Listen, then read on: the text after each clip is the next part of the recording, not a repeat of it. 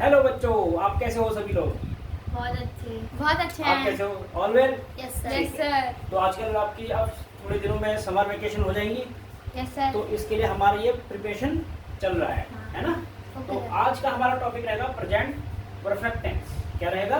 Present perfect tense. Okay, तो चलते हैं। Present perfect tense.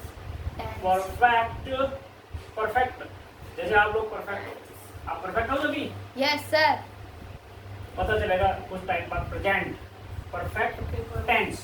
ओके, तो इससे पहले एज यूजुअल मैंने आपको होमवर्क दिया है। टॉपिक है आज का हमारा, बहुत ही इंटरेस्टिंग टॉपिक है और बहुत ही इंटरेस्टिंग व्यक्ति थे एक डॉक्टर भीमराव अंबेडकर, जिन्होंने हमारा कॉन्स्टिट्यूशन लिखा। ठीक है, तो उनके बारे में लिखना है आपको, अपने मन से लिखना है। Okay sir. ठीक है, जो आपकी बुक्स की कहानी है उनको पढ़ के फिर अपने उसमें राइटिंग स्किल को इम्प्रूव करते हुए लिखना है, तो इसको लिखना है। ठीक है, तो जैसे आपने बहुत सारे टॉपिक लिखे हैं और धीरे धीरे आप में बहुत इम्प्रूवमेंट हो रहा है, तो ये और इम्प्रूव करने में हमारी मदद करेगा और रोज रोज हम टॉपिक लिखेंगे। ठीक है, तो मैं कुछ सेंटेंस लिखूंगा। सेंटेंस लिखने के बाद मैं क्या बनाऊंगा, फॉर्मूला उन सेंटेंस को कैसे बनाते हैं। Okay sir. और आज का हमारा टॉपिक सिर्फ इतना ही रहेगा, प्रेजेंट परफेक्ट टेंस, और इसमें हमारे अफर्मेटिव सेंटेंसेस रहेंगे। कौन से सेंटेंसेस रहेंगे? Affirmative sentences. तो पहले he had done his work, sentence number 1.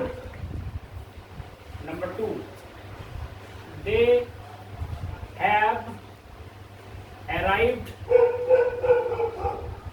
in our city. I have lost my book. Sham has gone to his village. क्योंकि उसकी छुट्टियां जल्दी होगी और गांव जल्दी चला गया। Okay sir. अब आता है रूल, इनसे रूल बनाएंगे हम। ठीक है, अब देखो, ही सब्जेक्ट एक सब्जेक्ट है और सिंगुलर नाउन है। ठीक है, सिंगुलर प्रोनाउन है। और दे प्लूरल है। आई सिंगुलर है और श्याम सिंगुलर है। जहां पर देखो सिंगुलर है वहां पर मैंने हैज का यूज किया है, बट आप कहोगे सर आई के बाद आपने हैव यूज किया है। आई को छोड़ के सारे सिंगुलर के साथ हैज आता है। क्या आता है? हैज। क्या आता है? हैज। जैसे ही एक सिंगुलर है, इसके साथ क्या यूज किया आपने? हैज। और दे एक प्लूरल है, इसके साथ क्या किया है यूज? हैव।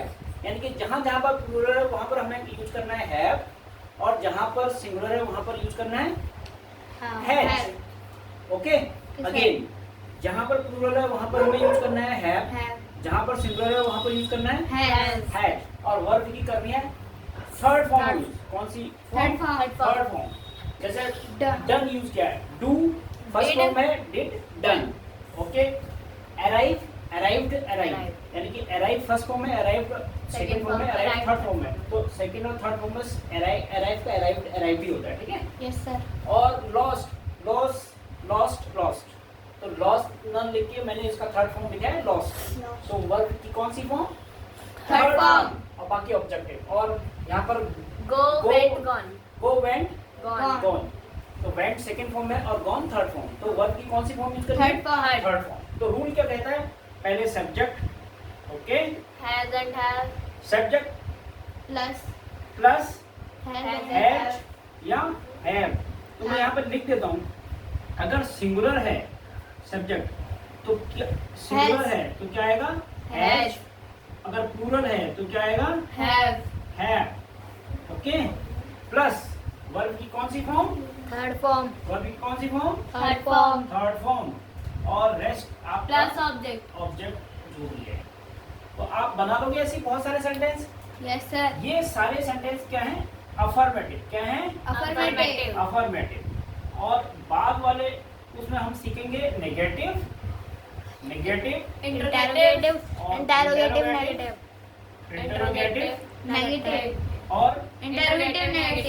इंटरोगेटिव नेगेटिव, है ना? Yes sir. Interrogative Negative. Negative sentences. Okay, Yes, sir. तो आज का ये टॉपिक आपको समझ में आया? Yes, sir. आपको पहला यूज करना है सब्जेक्ट के बाद हैज और हैव, सब्जेक्ट के अकॉर्डिंग, फिर वर्ब की थर्ड फॉर्म, फिर ऑब्जेक्ट। ऐसे ही आपने कम से कम 15 सेंटेंस बनाने हैं। कितने सेंटेंस? 15 sentence. और हर सेंटेंस में वर्ब अलग अलग होगा, रिपीटेड नहीं होगा। ठीक है, Yes, समझ में sir. आया? Yes, sir. तो ये आपका होमवर्क है। तो मुझे लगता है आज यहाँ पर हमें ये क्लास फिनिश करनी चाहिए। Thank you so much.